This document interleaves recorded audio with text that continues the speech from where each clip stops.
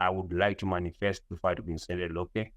If that fight does have a follow, I've already raised my hand to the UFC and say I would like to fight whoever that is going to be in there.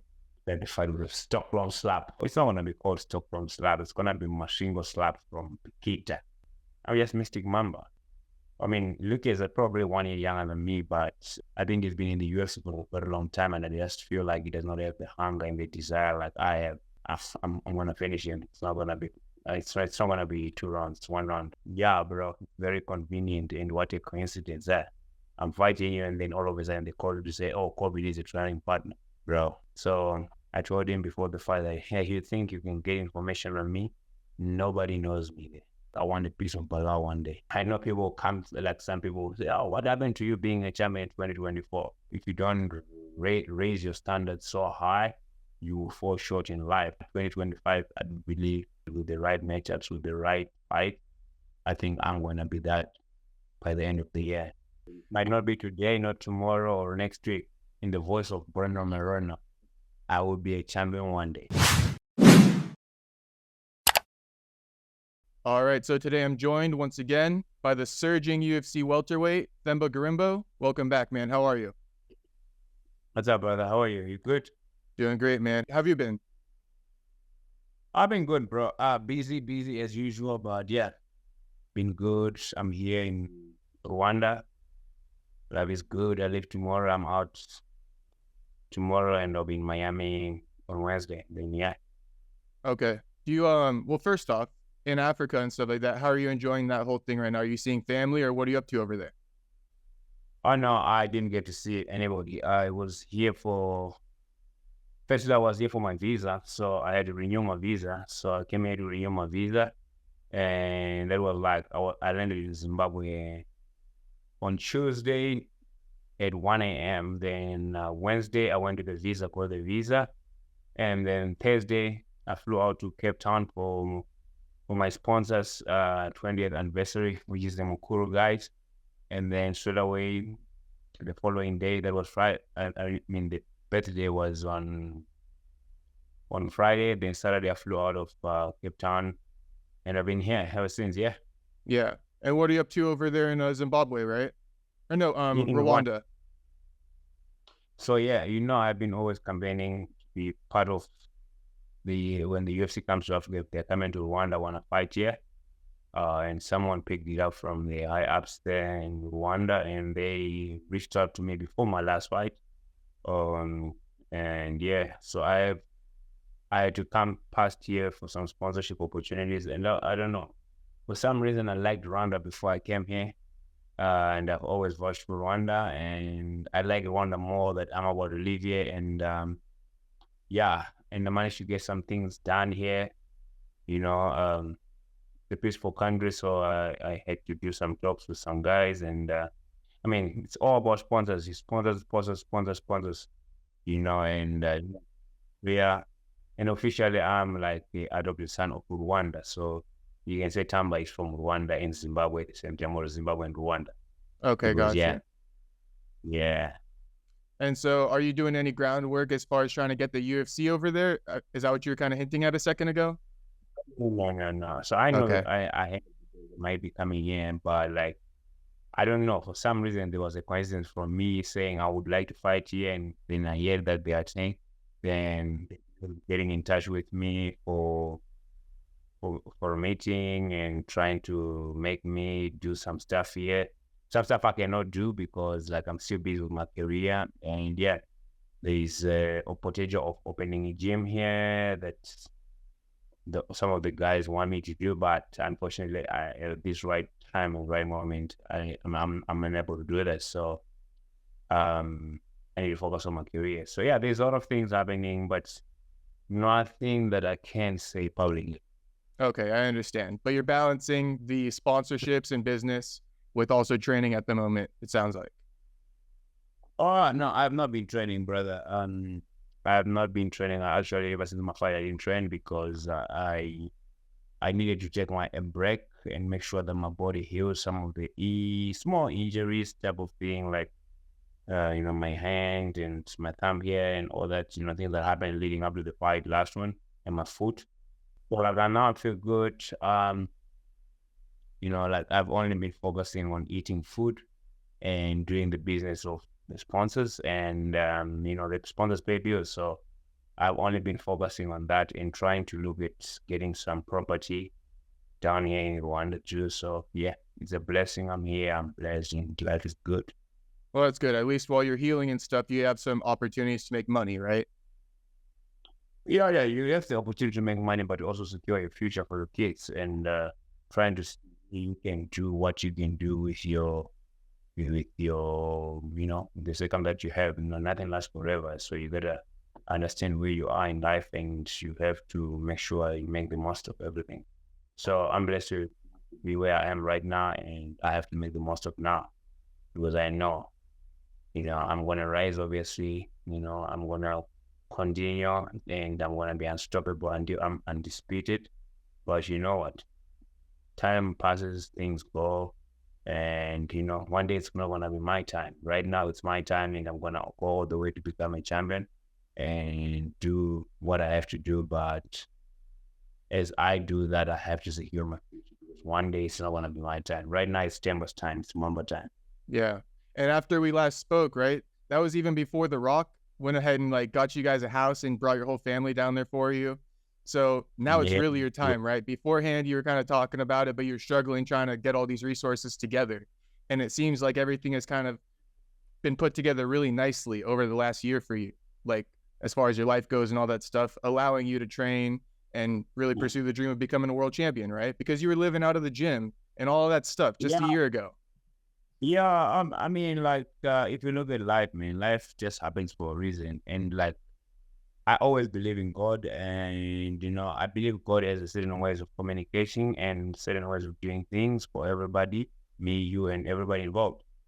But you have to admit it, and then you have to acknowledge it.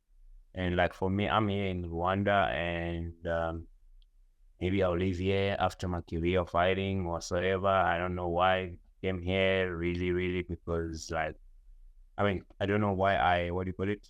Why I kept saying Rwanda, Rwanda, Rwanda, Rwanda, Rwanda out of my mouth. I've never been here, but I came here and then met these guys that wanted to meet me. And yeah, I fell in love with the country and the people and everything. You never know. And then from me sitting on the couch, sitting on the couch and everything, that is life where it was, and that's what was needed. And then God bless me with the opportunity to meet the Grand just on the rock. And then with everything that happened, it's a blessing, brother. Like when you look at it, I'm just a guy trying to achieve things. I'm not the perfect guy. I always try to say this. I'm a guy that works extremely hard. I believe that I'm the hardest working guy in MMA, period. If you find someone works harder than me, please tell me. But like, I believe I'm the hardest working guy in MMA. Uh, Maybe work too much, but like I know that I'm put in these positions based on what I do outside of the cage. That is my work ethic. That is probably, yeah, some of the things I do in life and everything. So it's never a coincidence. God has a plan for me, and I believe that the plan is to become a champion and not be so perfect and not just be champion. Yeah. So all the work you did, you believe, is kind of what manifested kind of this crazy reality you're living in now. Do you ever take a step back to be like, wow, like how much I've grown, from all the hard work? Yeah. I mean, there's growth. As much as there's growth, I mean, I acknowledge the positive side first. Like growth has been amazing, and I've been blessed enough to be in this position of being this guy and this guy and this guy. But with that also comes challenges. Everybody eyes are on you, pressure is on you. You got the bombastic side eye people looking at you, and and everybody wants you to be living your life for them. In terms of like, people start paying you in a way that they want you to be like, oh, you must be a nice guy, or you must be like this type of guy. I'm human. I mess up when I want to, and when I'll correct myself when I need to. And with all that also like comes with the great positive, and it comes minimum negative. And I take I look at it and I'm like, you know what, this is God's plan, and I'm just gonna do what I can, control what I can, like the Rock said to me when he gave me the house, control the controllable. So I'm blessed enough to be able to now do that. You know, I can control what I can control. Like I face a lot of challenges outside of the cage, but with that, I now am able to say, hey, I can control what I can control. What I cannot control is out of my control. Yeah. And I'm blessed. What happened exactly as far as like why you're saying you're not perfect and stuff? Like, who did you upset? No. I try to say this because you know what? Like, you get people on the internet say, oh, Themba is not a nice guy. He likes to do this, you know. So, like, I try to reply to that because people think that I should live my life for them. If I'm upset, angry about something, if I'm not happy about something, I must keep quiet because then everybody should see me as Mr. Nice Guy. No, I'm human. I'll say what I want to say, what is on my heart. And if it upsets you and if it paints the narrative of me being a bad guy, then be it. But I'll say what's on my heart. I'm not gonna go to a grave with something on my chest if I'm not feeling good about it. You know, if I'm not good about it, I'm gonna say what is on my heart. With me, what you see is what you get. There's no gray area. So like that's why I try to say this because many people would look at me and be like, "Oh, you are." That's why I always refuse the role of being a role model because I'm not a role model. I'm a perfect. I mean, not a perfect. Sorry, I'm not. I am me. I am Themba. I'm not a role model. You look up to me. It's great. It's amazing. But like, I try to be myself because then I can live my life for me. And if I mess up, I correct myself. If I correct myself, I'm great at doing what I'm doing on a daily basis, you know. My purpose in this life is to the only people that I want to have to look at me and be like, that guy did everything that he could for us. That's my two girls at home. And yeah, that's it. Okay. Yeah, I guess like that's happened a couple times with you, but what was the most recent one? Did it have to do with like something about mentioning a coach? I'm just assuming, but No. It's something out of it's not important to talk about. okay. I'm Because just, I also, like it. It's just something that came up on my feed today on my Twitter. Somebody was commenting. I got some family issues that have been happening behind the scenes leading up to this last fight, and then you know I kept quiet on the lead up, and because I wanted to focus on the fight, I almost put off the fight. But you know what? You know, I'm human. I soldiered on, and I managed to go out and get the victory. And after that, I'm human, angry. When I'm a guy that found fighting as a way of escaping the reality of his own anger. So when I came back from this fight, I had to retaliate to the people that have been trying so hard to pull me down on my way to this previous fight. And I then got some you. people started thinking that, oh, he's not a nice guy. He's like this. He's an ex. He's a what? I'm not an ex myself, and I say what I want to say. And if you think you're gonna cross the line with me just because you think I must be in a bubble that you have painted for me to say, hey, this guy must stay in this line, I'm sorry, you're gonna find out otherwise because if you're nice to me, I'm 20 times nice to you. If you are the other side to me, I'm double that to you. Yeah, that's part of And it. yeah, it's part of it. Like life. Like if you're nice to me, I'm gonna be very nice to you. But if you're not gonna be nice to me, I'm gonna be 20 times worse to you than you can imagine. Especially if you attack me at a personal level, like you know what has been happening. Like literally, people were trying to. I mean, they don't deserve this platform, but trying. I mean, not trying. DMing my sponsors, try to get me to lose my sponsors. DMing the media, these trying to say this, and these are family members, you know. Um, trying so hard just because that certain individual has not achieved what they think they should have or what they are entitled to should have been. You know, that type of stuff bothers me. And when I finished the fight, there was the best thing on my head because I've been for 14 weeks and this individual had been trying to make me not to be focused on my fight. You know, 4 days before my fight, he'd been like trying to message me, and you know, like you know how like crazy it is. 4 days before my fight, this guy messaged me like crazy messages, 4 days on the 5th of it was on the 5th, the Monday, on the 5th on the 5th of October, a few days before my fight, literally messaged me, tried to distract me, and I had blocked it, changed all my numbers, but because of that situation, and they literally found a way to message me via an email.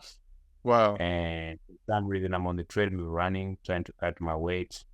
I saw that message, so I opened it by mistake. And, I'm a human being. My mind said, no, don't read it. Then my mind said, read it. Then my mind said, don't read it. Then my mind said, read it. Then I opened it up and read it up.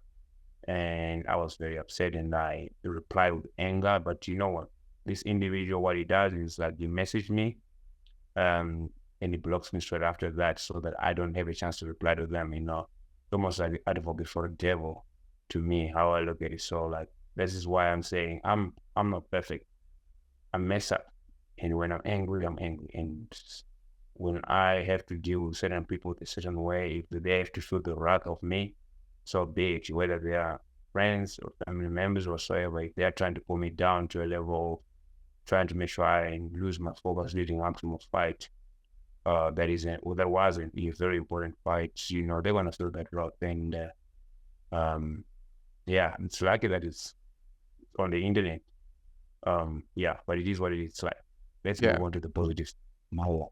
Yeah, I got you.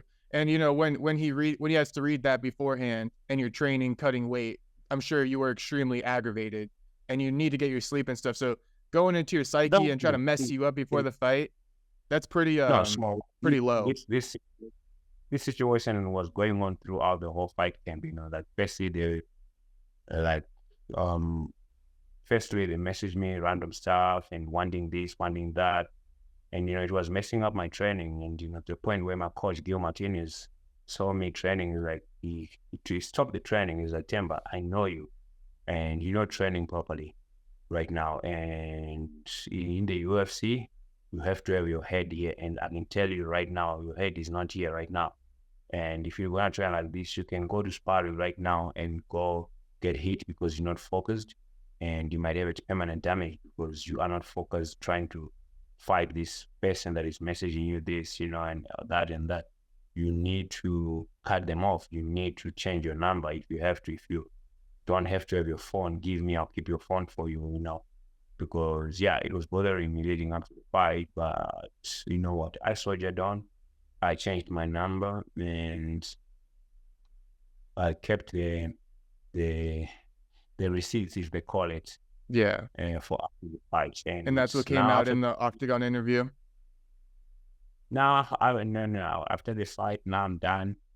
I was in South Africa and Zimbabwe. I was trying to get this person arrested in terms of some things that they did for me, and they stole some stuff from me, and yeah, wow. You know what I mean? But you know what? I didn't do that. I didn't get them arrested, but they felt the wrath because I also had to message and say something or post something, But it's life, brother. Let's move on to the positive. Okay, I try to live where I can share these stories and things like that, and people think like, oh, I'm trying to be like this. I just live my life like it's like it. No, yeah, I get it. I write it and you see it, and because you know what, there's so many things that happen leading up to fights, and some people don't say certain things that people think that they shouldn't be said because it's like, oh, the family matter, you must keep it to the secret whatsoever.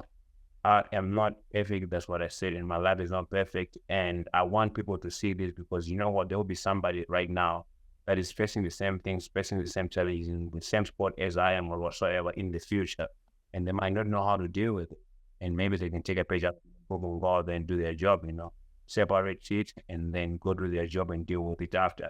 So that's why I share this type of things, because I think that's the way it should be. And because if you hide everything, you not say what goes on behind the scenes and in the scenes whatsoever, it might be difficult, So yeah, it is what it is. It's been a blessing for me to have that challenge, They say every level is a new devil, On my way right now, I win my next fight, I'll probably be in the rankings after that, and then I'm climbing up.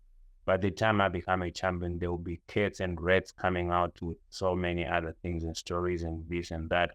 from the past, from the future, from whatsoever. So my mind is now starting to develop that bulletproof mindset. Before I even used to deactivate my comment section so that nobody comments. But now, bro, You don't even I care. found I don't care. Like, I know that when you comment on my Instagram, I make money from it. I don't give it them anymore. Like,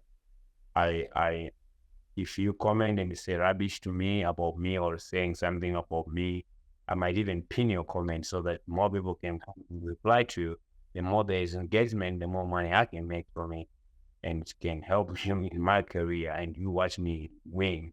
And sometimes people are waking up at 2 a.m. trying to think that I'm going to lose and I'm going to win, and they lose their sleep awake in life. So I've learned now that, I deal also with the PI psychologist, and he's been helping me a lot in terms of like creating this bullet mindset.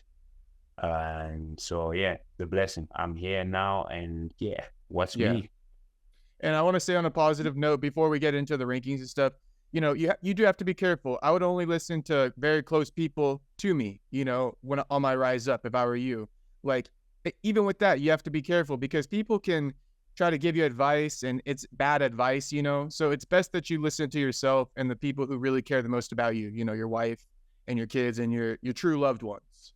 So just on a positive side, I think you've been doing all the right steps. I have people that I go to for advice. My people that I go for advice. As long as you have those people. Yeah, it's a blessing to have them. Yeah, for sure. So I just wanted to say that, it's not a big deal if people are criticizing you because it's probably bad advice they're giving you. That's what I'm trying to say. No. It's not criticizing. Like, it's some deep family stuff, man. Okay. For this fight, the lead up, there was some deep family stuff going on behind the scenes. But got you. Well, at least you got the win then. Of course, God bless me with the win. He's gonna keep on blessing me in the eyes of my enemies. Yes. And yeah, man, look at me, 4-5 winning streak going to 5. There was once a moment I was told that I wouldn't win a fight in the UFC. And I won the first one. They say it was so easy. Then I won the second one. They said no, he was a lighter guy, a lightweight. Then I won the following one. Then they said, nah, Ramirez had a 2-year layoff. Now I beat Niko Price. Then everybody's like, oh, Niko is a little bit washed up and they couldn't finish him. Okay, cool. Next one, I'll do the same thing. They'll change the goalpost again. They'll say, oh, you are getting easy fights or whatsoever. So it is what it is, like the opinions are like everybody has one. And I'm not going to nobody. I'm just going to keep on doing my thing, work hard, pray to God, and be myself. And you will see, my brother.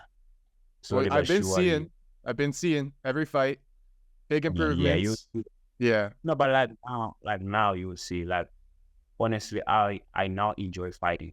And I never would want to say this, but it's something I look forward to doing now. I don't look forward to cutting weight, but I don't cut much weight. But fighting is something now I enjoy truly, and probably next time I'm gonna be fighting every month if I can. Wow. To stay, I want to stay busy. I want to fight. I wanna stay busy. I want to fight. Because like I spar twice a week, the best guys in the world. What is it that I have to go and fight once every month? Like, that's how my mind has changed so much. Like, I'm sparring the best guys in the world twice a week, every day, every week, and not get paid to do that. Whereas if I can fight every month and, do something for my family and secure the future of my family, so why not do that? So yeah, man, it's gonna be a blessing. You'll see next year. It's gonna be amazing. I know people come, like some people say, oh, what happened to you being a champion in 2024? If you don't put it out, if you don't raise your standards so high, you will fall short in life. I raised my standards so high. I want to be a champion in 2024. It didn't happen. It's not going to happen. But I believe, even if it doesn't happen, I believe that 2025 is the year, on a realistic note. But even if it does not happen, so what? We'll go again to 2026, but 2025, I believe things are going to shape up in a different way. And I believe that with the right matchups, with the right fight, I think I'm going to be that by the end of the year. Around this time when we speak next year, it will be different story, I think.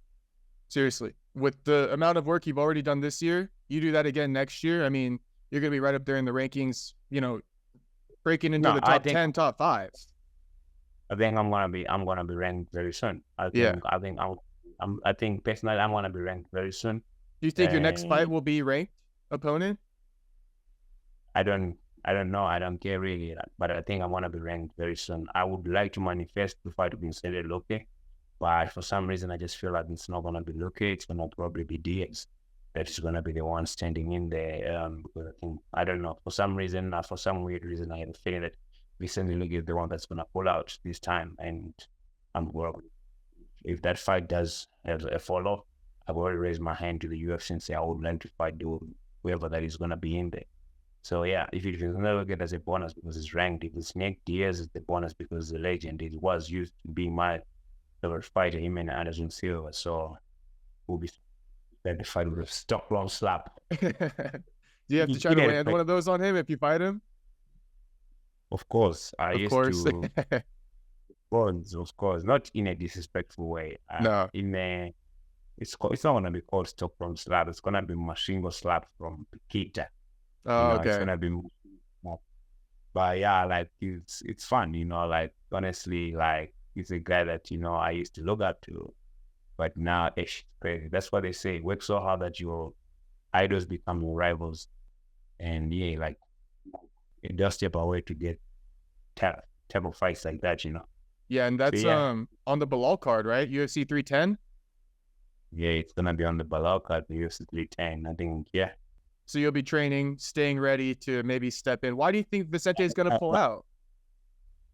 I don't know. I'm just Mystic Mamba. Last time it was Diaz. This time I just think it's gonna be Luque, and then I'm gonna have to fight Diaz, and then I'll be, and everybody's probably gonna say,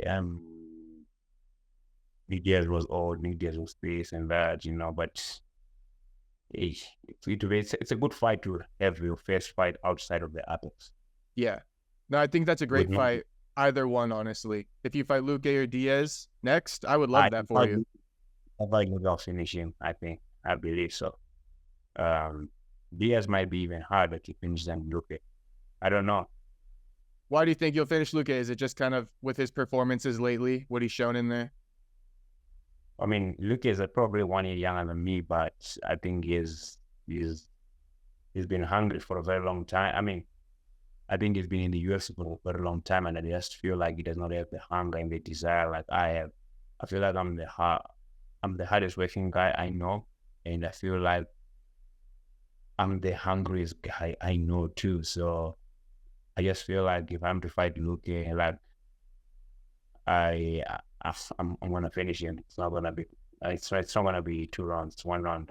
I think I'm hungry enough to finish guys like Luque. Niko Price, the last fight is tougher than Luque for me because Niko fought with Niko is hard. He's known to be a dog, and seriously, I mean, and also he had these kids in the crowd. He had to keep on fighting. Those kids made it hard. Yeah, made it hard. Like those kids. You must give those kids a little bit of more. I mean, it must give them a bonus or so, bro, because those kids, I think, kept him in the fight for a very long time. Because every second would hear, let's go, Daddy. It was a little bit uncomfortable for me. But yeah, I think Niko is even way harder fight for me than fighting Luque. Yeah, got you. So that could be a great fight in the future. Yeah, because like if you look at it, Niko is awkward. He's slow, but like he still manages to hit you, and he's not very weird, and he throws punches from weird punches. And actually, I promise you, he's got big hands, so like he actually hits a little bit harder. But yeah, like with Luque, he is a straight up striker with wrestling and jiu-jitsu, like that is like you can see it, and I think I fight him a bit. Yeah. Okay. Well, great. I mean, great to hear that confidence, right? That's what you love to hear out of the future contenders of the welterweight division. And speaking of that, future champion. Future champion. You want to kiss me? No, I don't want those hands, no, but I don't want those. Don't kiss me. I'm going to might not be today, not tomorrow or next week. In the voice of Brandon Moreno, I will be a champion one day. Right. So as a future champion, right, that's what you like to hear, that you're confident about these contenders who are currently ranked above you. Now, I wanted to point something out. Something that I've been noticing from afar is that, like you said, with a guy like Luque, right, he's been in the game for a long time. You're very hungry. You're kind of just getting in here, breaking into the UFC. And there are a lot of guys like you in the welterweight division, actually, who are rising up. You got like all kinds of guys. It's actually a split. It's like the old generation and the new generation in welterweight right now. So I think there's going to be a big shift pretty soon. I actually I would prefer to get in the ranking with the hard fight, not with the fight with a guy, a new guy that has been put in the rankings, like the Michael Moraes type of fights in order. So like the Joaquin Buckley, like the guys that everybody thinks that nobody will say, give me a chance and say, he's going to win this fight. Everybody would say, no, he's going to lose this fight. And I go out there in the shop and the show off. Those are the fights that I would need, because like the guys that are in the top 10, if I look at, top 15, look at, I beat him. I mean, I cannot say anything about Neil Magny. He's a legend for me, and like he was one of the first ranked UFC fighter I sparred with, and I would never say anything. I would not even want to fight. What's his name? Neil. Neil, man. I feel bad for him, because like kind of like being now a gatekeeper for the division, but like I would even want to fight the guy that he is fighting if he gets into the rankings. What's his name? Mike Malott? Oh no, Carlos Prates. Yeah, like, bro, I would not even mind fighting. Yeah, Mike Malott is a good fight too, bro. I don't mind. But yeah, I think Mike Malott is actually a good fight, if I'm not mistaken. I think that's a good fight. But yeah, like, they're all good fights, right? Carlos Prates is a good fight too. A good fight, like he's the guy that have got hype, the guy that everybody will be like, lose now. When I go out there in the shop, Yeah. You know, even Buckley would be crazy. Yeah, but yeah, Buckley is now very highly ranked. But yeah, man, that guy, I don't know, bro. Buckley is a little bit, he's a little bit very ranked right now. I think he's on a steamroll. I think they're gonna give him bigger fight. Let's see. Right. But yeah, in the future, though, you keep winning, he keeps winning. That would be a crazy fight in the future. Yeah, definitely. It's gonna. It's a matter of time before we get to those type of moments. But like, I'm still out of the rankings, and I have to like fight into the rankings, and then and get my way. Like once you're in the ranking, anytime is tea time. If you're hungry like me, you stay ready. Relevant opportunities might come, and you take them, and you become what you want to be. For me, I just want to get in the rankings. But if it does not happen in the next fight, it's okay. You keep winning. You cannot be denied. Unstoppable and undisputed. That's how I. So the matchmakers probably love to hear that you want to fight either Vicente or Nick Diaz if something happens there, or if not, give you one of the young rising contenders. I've already said that when that fight was booked for Abu Dhabi, but like when I think the other guy pulled out, around that time I was injured. I had a foot injury that I couldn't walk, and if I was healthy and I had not pushed that I was injured, probably they were gonna give me that fight, But like, I also work hard to get on a winning streak. I'm not gonna risk my winning streak by trying to just fight to impress everybody for the sake of wanting to fight, I fight because I want to get somewhere. I've worked hard to be here, and I'm not gonna risk it. Now that I know that they're fighting again in December, I'm gonna go back to Vegas. I fly tomorrow from Rwanda to Miami, spend some time with my kids again. Then I go to Vegas and I go do my work. Not even thinking about the fight. I just go out there and work as hard as I can, and hoping to get on that December 7th card. If it doesn't happen, great. I'll fight in February. No problem. Yeah. Okay. So December, you're pretty much like locked in then, kind of? Even if it's not a Nick Diaz or Vicente, you think they might find you an opponent? No, they're not going to find me an opponent. Okay. So I'm like... So then February. The fights that I really want, actually, that fight, just fight either of them. Then I see Michael Chiesa fighting the other guy, but like Michael Chiesa is a good fight for me. Fighting the other guy will be like shooting down. I'm on a long winning streak right now. So I would like to make a case if his opponent does not show up to the fight too. So yes, to stay ready. Okay, got you. And I want to say too, real quick, I like to hear that you're playing it smart, you know, because that's what you have to do. You've seen some guys take short notice fights and then they lose, just like how you put it as an example, right? And so I like the fact that you're being strategic and smart, because with your win streak, you know, you can't just play this lightly and take any fight you want on a month's notice with no training camp. I don't think that's a smart move, you know? Yeah, like you have to be smart, you have to be hardworking, and you have to go out and do what you need to do. But as far as I know, I also have to be, strategic on my doings and my things. Because bro, I will have to be here, and I need to also be strategic on my next fights. And I don't even have to do that because my manager does that for me. He's a smart man, and you know what? He's not just throwing me out there for the sake of money. You know, he wants me to do it. So he's not gonna allow me to fight he's not even gonna put my name out there if I'm not in a position to fight and win. You know what I'm Right. saying? Yeah, I agree. Yeah. And with the Rock and stuff, this is something that kind of developed. I had you on the podcast last year because your story blew up, how you were living out of the gym and all this stuff. And then just a couple months after that, the Rock came and he surprised you at the house. So Yes, sir. basically, your family lives with you now, and you're all in Florida.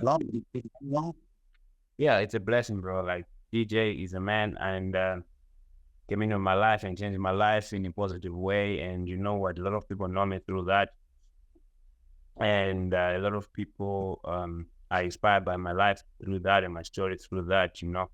And yeah, I mean, my family is in America now. My kids play tennis, and that's my sole purpose. Like, it's been my dream for my daughters to play tennis, and Miami is the best city for that. And I mean, that's what I like. That's me winning fights is like, for them to play tennis at the highest level they can get to. At least, one day we can go to Wimbledon and they'll be carrying their bags and they can take 40% of their winnings. Yeah, tennis has a lot of money. I have a deal with my auditor. I say to him, your first 5 tournaments, the Grand Slams that you win, the first one, I take 40% of whatever you win, then I'll leave you out. Then he gets to keep all of it 100% after that. Yeah, and after that, I can go to the Bahamas and sit and eat your money. I mean, and spend her money. But you might have to still be there to help manage his money, because there's some snakes trying to get it when he's making that much. So maybe you can't leave. Well, she can make her own decision. 40% for the first 5 Grand Slams that she wins. Only for the first 5. Gotcha. Well, that would be 40%. Crazy. She'll be the next Serena Williams or something like that. Yeah, she'll be the next her. The next her, yeah, right. The first version of her. Yeah, you can't. You must look up to people, but you can never try to be them. I looked up to Colby Bryant. He does not even does anything to do with MMA, But I look up to him, and I think that I've embodied the Mamba mentality, and sometimes you're weak mentally as a person, but like, the Mamba mentality just helped me. Imagine if I didn't get that help with the Mamba mentality, I'll probably do very, very, very, very, low out there in life. But the Mamba mentality changed my life. That's why I respect Colby Bryant, and he does not even have anything to do with MMA, so they don't have to up to just one person that does the sport that they do. Yeah. Yeah. And so with The Rock as well, and getting you this house, some people, right, some critics, right, just kind of a devil's advocate, but some critics might say something like, oh, maybe Themba won't be hungry anymore because he has a house now and his family's here. But you're telling me too, you're still extremely hungry, right? When did I ever lose my hunger? And also, if I ever fought because I need to have material things? No. I fight because I love winning, and fighting is the only sport I'm good at, and I can win it, and I will continue winning it. I don't fight because I want to gain material things. Only now I can gain material things and put that into like things that can help my kids in the future. But for me, my happiness comes from winning. I love winning, and winning loves me. And so if there people think that, let's say I might be getting XYZ, and now I'm all of a sudden going to fall off and not train. Ask anybody that is ever trained with me in America. You may ask them, they will tell you that, this guy trained too much. They didn't get well. This is the sound of how they will say to you. They will be like, I've never seen someone train like that guy. That's how much I train. I train. I might need to even reduce my training a little bit because I feel like I am overtrained most of the time. But I'm not going to do that. I'm going to find ways to work around my training in terms of my recovery after the training. Because sometimes I feel like I'm really overtrained leading up to the fights. Maybe instead of resting the last week only of the fight, I'll probably go 2 weeks before the fight and start cutting down on what I'm doing, yeah, because I literally rest from Wednesday, Thursday, Friday, Saturday, and fight. Yeah. Now, and so that's a little short. Yeah, and it's not rest really because you're cutting weight, so it's not rest. But those are the days I rest: Wednesday, Thursday, Friday, and Saturday. I just go and fight, and I will still be training like three times minimum, or 2 times minimum in the fight week when I'm cutting weight, and it's ridiculous. So yeah, I hear you. Yeah, but from next fight, I'll probably rest a little bit longer than I've ever done. In terms of reducing my training at least 2 weeks before. Then you can give more in the fight, right? You'll have more energy and basically more ability to give in the fight. Yeah, I feel, yes, one of my coaches once said to me, "Don't leave it all in the gym." So I feel like, but I think, the last fight I was trying to finish the fight and everything. But yeah, I want to do it for that, like I want to test something, Yeah, I got you. All right, and then as far as what was the one I was gonna ask you? Oh yeah, right. So before the Niko fight, you spent this camp in Xtreme Couture. I believe that was your first camp at Xtreme Couture, right? Yeah, it was my first camp out of Xtreme Couture under Coach Eric. And yeah, man, it was amazing. I was training a lot of high level fighters, and leading up to the fight, and you could see the confidence I had leading up to the cage. Sean Strickland and stuff. Yeah, Sean is bad. Sean, no, he's too big. I can only wrestle with Sean Strickland or sparring with him. He's too big right now. He's fat. Here's the thing, guys. Here's the thing, guys. But no, I would wrestle sometimes, jump into his group of and wrestling with Sean. But other than that, I had Edmund Sabezan helping me a lot, and I had Michelle Pereira as a sparring partner as well, and my friend Alfonso. So yeah. Okay, so good training over there. Yeah, very good training, high level, and the PI guys have been helping me a lot. So yeah, it's been a blessing, bro. Oh, that's right. So you also have the PI down the street, so you can get meals and other kind of like assistance with recovery. Yeah, definitely. That's the best part about life. Use it properly, you can go all the way to the top. Right. And so I'll break it down for the fans, right? Before we started, I asked you if you want me to ask you about Colby. You don't really want to talk about it, so that's fine. But I just still want to ask, what caused you to come down to Xtreme Couture? Because I really don't know. Is that what happened with Colby, basically? Well, not specifically, but series of things. I'm happy where I am. I don't want to talk anymore. Like I said it once in one interview, and I'm done with it. Like people can run with it. You know what people want? Sometimes they want headlines and they want this, and I said what I said in that other interview, and I know it was scripted and taken different ways. It is what it is. I'm not scared to say what I want to say, and said what I say, and I stand by it.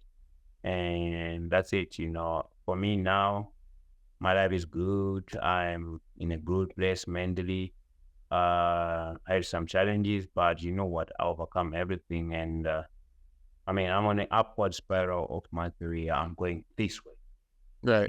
So I don't want to talk about guys going this way. I got you. Yeah, anymore. I can't say I don't want to, but I wish I've done already.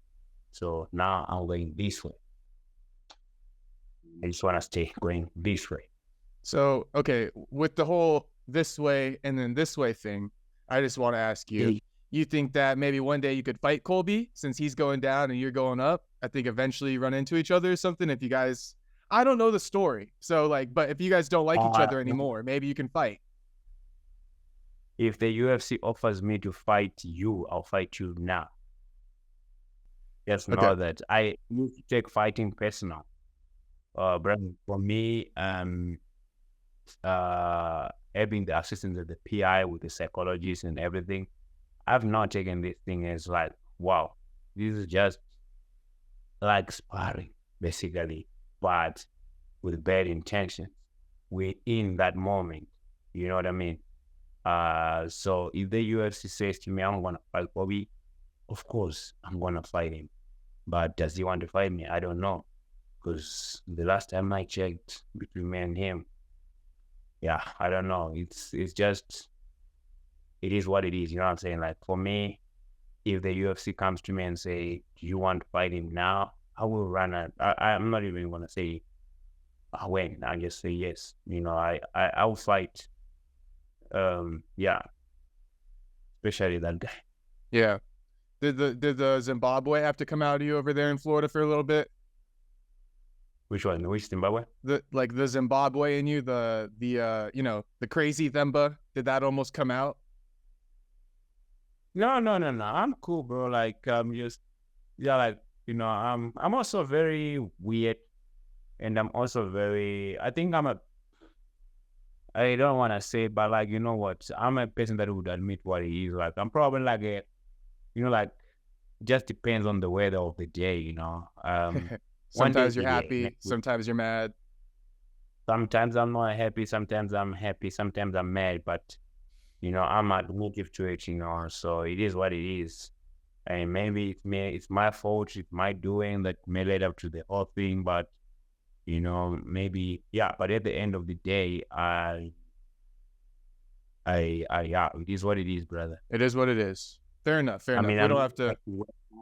I'm in America to work hard, become what I'm destined to be, come back here to Africa, live happy ever after, probably here in Rwanda now because I have some stuff going on here. I don't know, bro. I love Rwanda. Yeah. And with Xtreme Couture, are you planning on staying there then for the future camps? Is that where you'll be? I'm flying to Miami on tomorrow, land on Wednesday, spend week, take my girls to Disney World on Friday, Saturday, Sunday, drive back, then straight away I fly on the last flight to Vegas on Sunday, and then Monday I'm in Vegas. Okay, so you'll be there. And my pre-camp starts. Pre-camp starts. Yeah, you have to keep on working hard. You have to keep on going. You cannot stop just because you won the last fight. You won the last one, you blink, you will lose. So I won the last fight. I am going to win the next fight, but through hard work. So I know the consequences of life, and I'm going to go out there and work my butt off. And then, it is what it is, brother. Okay. Just 3 quick ones for you. I'm just curious, when you go to Vegas, where do you stay? Because like in Florida, you were staying in the gym for a while. Now life has changed for you. So when you go to Vegas, are you able to rent an Airbnb or do you stay with a teammate? The last fight I was renting a house from Nick Manfests, the matchmaker, one of the matchmakers. Okay. But that house is sold now, and now I'm gonna rent I'm probably gonna rent because I'll be alone. Last one I had to rent like a 5-bedroom house because it was like 3 of us, and then sometimes there will be people coming in and they will stay in the other rooms. So this time it's gonna be only me right now because I don't have a fight. I don't have an official fight sign. It's gonna be me and then my young brother. You have a brother? He came to my fight. Okay. So my young brother is gonna come there around mid-November. He's gonna come through there, and mean, I need someone to help me with cleaning. And, when I'm in camp, I'm always a little bit tired and I just want to go home, sleep, and wake up and train. Yeah. So, yeah, you will love that because you'll be in America just chilling, and the only thing you can do is to throw my clothes into the washing machine, right? Yeah. Does he fight at all or no? Nah, he does not fight. He's quiet. This one, I mean, he's like my half brother, basically. Gotcha. I've got another one, but that is not really my brother anymore. Unfortunately, yeah. huh? Unfortunately. Yeah. But this one is my brother. Yeah, he's cool. Okay. Is he kind of crazy like you, like a fighter? Not like real fighting, but like growing up. Did you guys like do crazy stuff?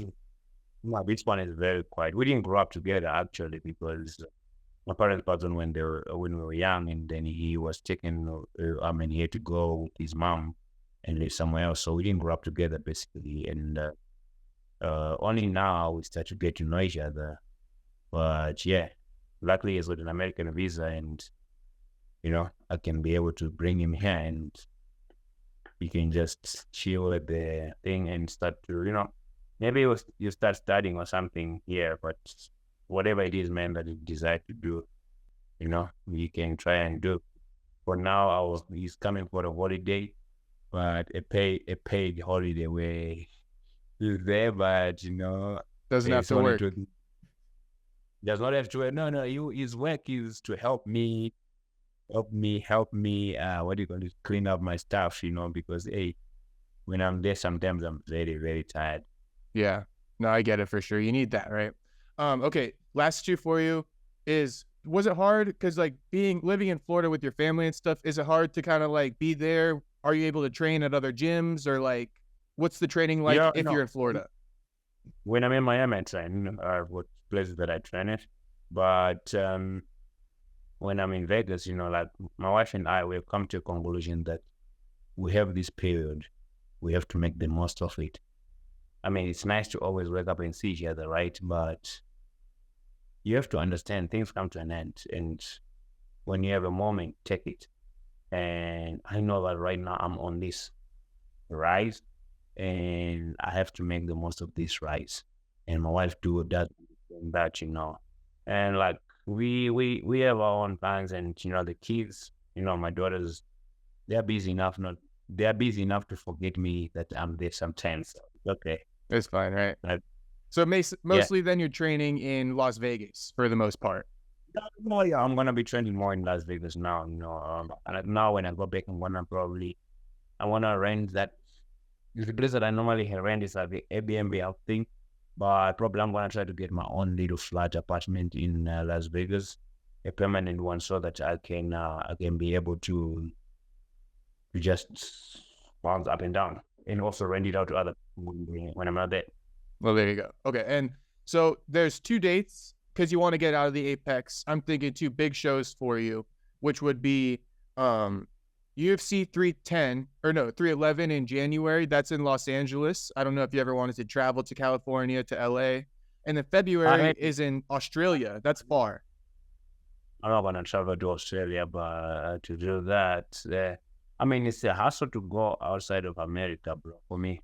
But like, that's why I said maybe LA a month before.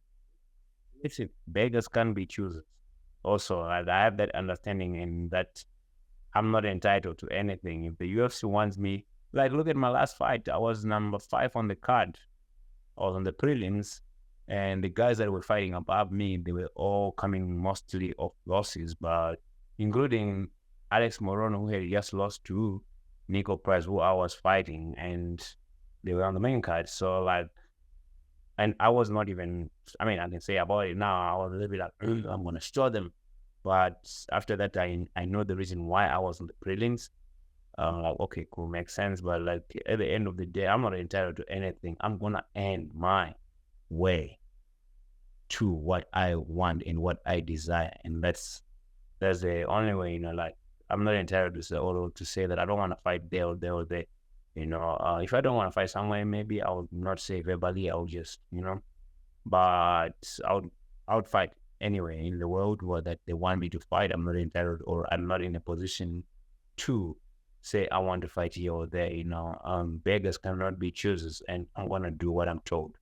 So whatever they But offer you. I'll prefer to fight in Las Vegas, even if it's the apex. If it has to continue being the apex, so great.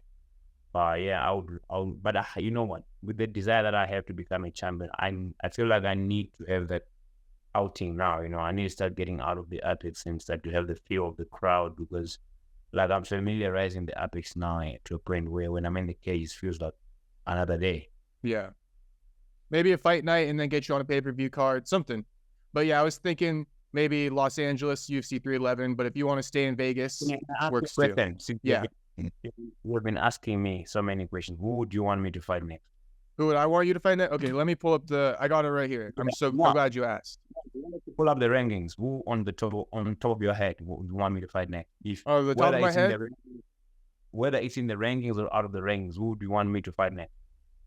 Okay, so Brian Battle's booked, but I wanted to see Brian Battle. Now there's a couple, let me think.